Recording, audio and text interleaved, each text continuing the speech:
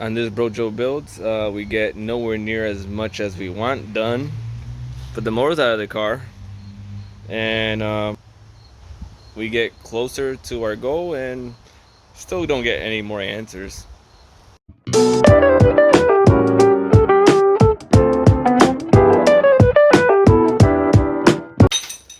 right, welcome to Brojo builds. I got some help today. That's one of my sons. So I'll come to the conclusion. My last video, we're gonna work on building the 406, but I end up coming to the conclusion and making the decision. We're gonna pull this motor out and I'll do a 1-day rebuild. Oh, 1 or 2 day rebuild. So all that in this episode. So the motor, like I said, isn't hurt per se, but the motor definitely needs to come out. Last video, I said the cranking compression's there, the leak down tested well, but when I put the camera in there, the engine is getting oil in it, and it's no good. It's no good. In that cylinder itself, I will not be able to, get a good tune going. So we're gonna pull the motor out, and I was hoping to time lapse this. If I get the GoPro tomorrow, we'll see if we time lapse what we can do tomorrow, or what we do tomorrow. But for today, we're just gonna pull the motor out, and I'll take you along one little clip at a time. Race cars aren't that bad. I say that now. All right. Right now, me and my son are making good time. I just undid the converter, and he's gonna finish off the header on this side. I'll pull the carb off, and bell housing bolts and motor mount bolts. So technically speaking, in a few minutes, in about 30 minutes, we'll be out with the motor. I had to find my lift plate. That's probably gonna take longer than anything else. All right, shout out to my boys who helped me out. You're welcome. Yeah. Cover the hole. Everything is ready to come out except for the 2 motor mount bolts, and I can't find my lift plate here. Most likely is in my storage, so I'm gonna call it quits for today. But tomorrow I'll be plucking the motor out. We're gonna pull it all apart and hopefully have it all back together and sitting, at least minimally sitting back in the car tomorrow. That's the goal. Yeah, so again, I'm probably gonna mush this all together in one video. So, and the next thing, you see me back in here. All right, I'm here with buddy Dylan, and my boys. It's only been a few minutes since, well, it's been a next day and just a few minutes, and we have everything coming apart here. And so far I haven't really found any like major signs of where. Make sure you wipe that down before you throw it in there. Get a rag and wipe it. Don't put the crumbs. So everything's coming apart. There's no major signs up here where things might be wrong. So we're gonna just keep pulling it apart. Again, I'm gonna re-ring it anyway, and but you see a little bit more of the work, just some port work, things that you weren't able to see before, the motor all together. But yeah, everything that we had for a problem was on this side, and it was coming mostly out of number 5 cylinder, so that was the major culprit. So we'll see what else we discover. All right, head off, the problem cylinder doesn't really look too problematic. I'll be honest with you. You can see some, just in number 5, you see a little bit, you know, more oil residue, but overall nothing like, hey, something's bad is happening here. So I don't know. The boys are fast at work removing the valve train on the other side, and then we'll roll her over and pop some pistons out and see what's going on here. One thing that I noticed when I built this motor during the pandemic, and this is a real thick head gasket. I know I had to use what I was able to get, and I think this is like a 60 thou head gasket. The problem is I got a 28 thou head gasket, and I don't know if I have enough piston to valve clearance. So that's is gonna be a little problem here. I'll turn the motor over, and then, I mean, look how thick that gasket is. Compressed. I don't know. So we'll figure things out as we go along here. So we got the pan off of it. We're about to knock some pistons out. Again, no major signs of anything. I can't really see anything major going awry yet. I'll knock all the rods out of it, and starting out at number 5, see if we see anything, you know, going wrong. But as you can see, the center main caps are steel, and there's factory caps in the front and the rear, and a high volume oil pump. I'm actually going to switch out to just a normal standard high pressure pump. But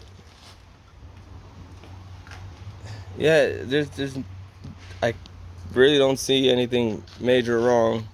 But again, until I take number 5 out, that maybe there will be more of a sign.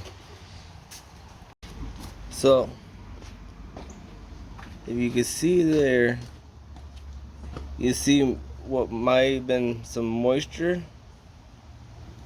I'm guessing that might have been what affected the rings for sealing, because other than that, and some very light scuffing, it looks worse than it really is, because you really can't even feel it. I can't find anything wrong. So I'm gonna continue, check them all out. The bearings look great. Oh, I'll re-ring it anyway. Bearings look great. And this motor was spinning $8 grand, and she looks, for the most part, she looks pretty happy. I'm just, again, a little confused right now. I'm gonna, you know, think it over some more. I'm guessing that was enough to mess up with some oil control. I don't know. Let's see what we figure out. All right, all the journals look great. All the bearings look great. Matter of fact, if you see on a little angle, this one looks like there's something there, but I promise you there's nothing I can't even catch a nail on. But everything looks good. I'm gonna check the thrust bearing. Yeah, I'm gonna change the rear main seal anyway. But everything looks good. The cylinder wall, well, I'll pause this and we'll turn this around and see the cylinder walls, see how they look, but we'll see what's there.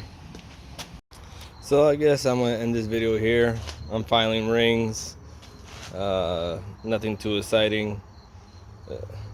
My ring setter, old rod and piston, and right now the ring packs, I'm doing all the second rings, at least this is how I like to do it. I do all the second ring. Sometimes, I guess it depends on the mood, but I think this might be the most effective way because you get used to how long it takes to cut each ring. Top rings take longer to cut than second rings. So anyway, I'll cut all the second rings and all of them. Then I'll do the top ring, and then I'll double check the oil ring before final assembly, and then I start throwing them in. It's gonna take a little while. I'm just using hand filer, and it's gonna take a little bit. Like I said, I didn't find anything crazy. I'm just gonna ball hone it. Break the haze, get rid of some of the dingleberries that may be in the cylinder wall, and maybe that was the issue. That's where I'm at. Sometimes you just don't get definitive answers, I guess. I'm I don't have a headache, so it's probably another reason why I'm not gonna continue to do too much more today. I'm happy to know that the motor was happy. The motor spinning the RPM, like I said, right up to $8,000, and no signs of anything chattering or wear, a normal wear. I'm gonna reuse all the rod bearings. I'll check the mains.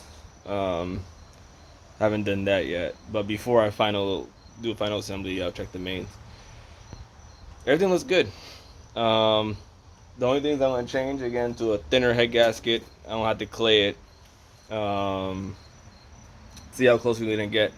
The old head gasket looks like it was like a 48 thou thick, and we're going out to a 28 thou thick. So we're 20 thou less. So we're gonna tighten the quench up. I know when I checked the valve clearance before, we're around 70s for both intake and exhaust, 75 without lash, and now I want to measure it with lash and with the new head gasket, and hopefully we're right there in the 70s ballpark. And that's where, 75 is as tight as you want to get really on the exhaust side. On the intake side, you could really get much tighter than that. I'm a little bit more safer in exhaust. You need to make sure you have a good spring. I have good springs. I have probably up to 800 pounds open. Closing that spring, closing that valve.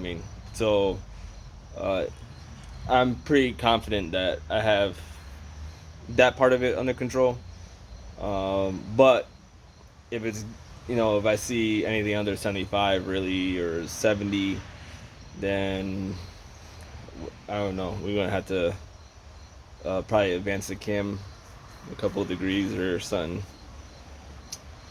So yeah, so that's another thing that we're gonna be coming into, because the tighter quench is one thing. When I built this motor, one thing I wish I did, I wish I would have zero decked it and pre-mocked up the motor, and then the deck was cut, but it wasn't cut to flush with the piston.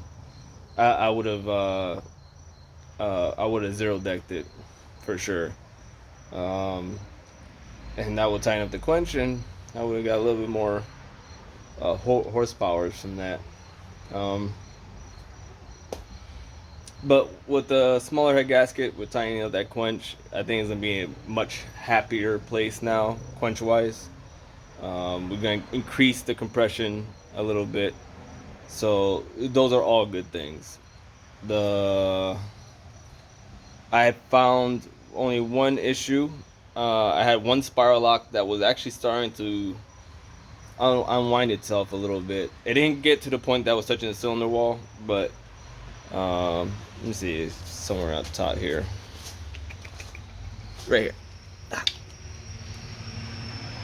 don't know if you can see that. Yeah, it started to unwind itself out. That is literally the only problem I found though. I haven't found any major signs of something going awry. I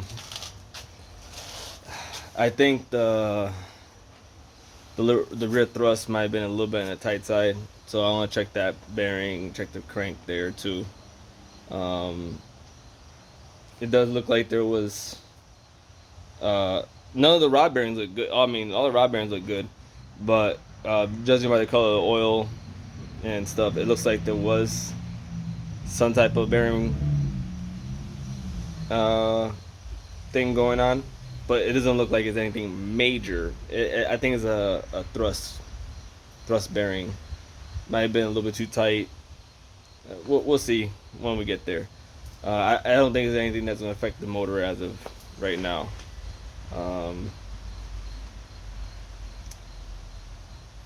You know, I'm in a weird place. You know, I'm talking and I'm thinking, not weird place, but like I'm talking and thinking, trying to figure out what we're gonna do and how we're gonna go forward and how we're gonna proceed. We're definitely, I'm gonna get this motor together and done, but maybe some changes along the way. But overall, a motor is healthy. You know, the motor was built right. You know, and I don't think there's anything I did more or less the time sitting, letting it sit for those 2 years. I think that's what did most harm. And there was another mishap again. I stated in another video that with this motor was in the Chevette, and when I went to initially fire it, it was a bad tank of gas. It seemed like you know, the gas was either had water in it or regardless, and it wouldn't fire initially, and it was nothing to do with the engine. It had to do with the fuel that was in it, and the water that was in the fuel actually, like, the motor felt like it was hydrolocking because it was water, and maybe that's what affected some of the rings too. Looking at the rings look good. The rings weren't all lined up or anything like that. So like, yeah, that's the only thing. You know, the cylinder walls had, you know, some witness marks and stuff like that. Maybe that was enough to unseat the rings down low and then push the oil up top. The compression was there, you know. Sometimes just don't overthink it. Rehone it, make sure everything's nice, put new rings in it. That should probably solve that problem. And again, my only worry was with oil getting into the cylinder, that could promote detonation and cause more serious issues. But looking at the chambers, looking at the tops of the pistons, you know, all the chambers, everybody looks fairly even. Again, you could tell this one was the one that had a little bit of oil in it. I might pull that valve out to double check the valves in that cylinder. And this guy, more of the same. You know, everything looks, for the most part, pretty good. This one looks a little wet, but I know I didn't get any oil in this cylinder. So maybe it's just, I don't know, just nastiness. We'll clean everything up and put it back together and take it from there. So again, Rojo Builds. Enough of me talking, and need to get more work done.